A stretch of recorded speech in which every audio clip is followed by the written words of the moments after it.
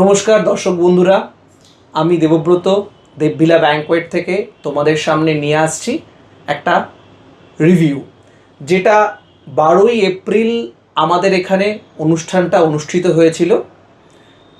আমার সামনে বসে আছেন মৈনাকদা, এবং মৈনাকদার 5 বছরের বা মৈনাকদার ছেলে মৈনাকদার মেয়ের 5 বছরের জন্মদিন আমাদের দেবভিলা ব্যাংকোয়েটে অনুষ্ঠিত হয়েছিল।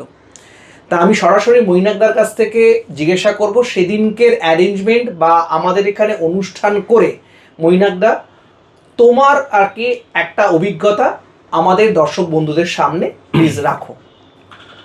হ্যাঁ, আমি দেবভিলা ব্যাংকোয়েটে আমি আমার মেয়ের 5 বছরের জন্মদিনটা করলাম, এবং খুবই ভালো প্রপার্টি, এবং তার সাথে লোকেশন ওয়াইজ এটা এক্সেলেন্ট জায়গায়। এবং অনেক সময় হয় যে আমরা অনেক ব্যাংকোয়েট বুক করি, বাট কোনো সময় কোনো এসি কাজ করে না বা প্রপার কেউ রেসপন্স করে না।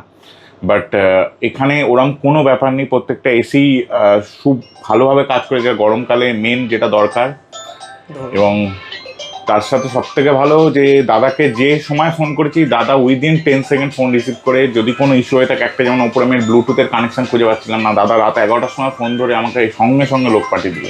মানে আমি খুবই হ্যাপি। আমি এর আগেও স্মৃতির অন্যান্য প্রপার্টিতে কাজ করেছি, আমার বিয়ে অন্য একটা প্রপার্টিতে হয়েছিল, বাট আমি বলবো যে এটা বেস্ট। Thank you.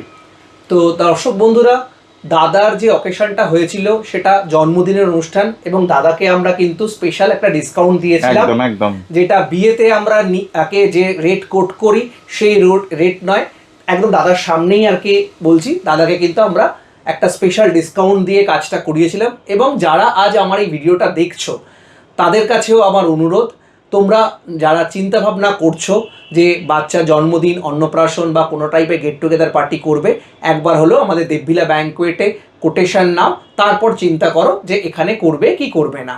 তো তাই জন্য দাদাকেও আগে এটা রিকোয়েস্ট করব, দাদা আবার সামনের কোনো অকেশন আপনার বাড়ির আমরা অধীর আগ্রহে থাকবো আগে, এবং আশা করব দাদাও আমাদের সাথে একমত হয়ে আসবেন আবার আমাদের এখানে কাজ করতে। Thank you friends.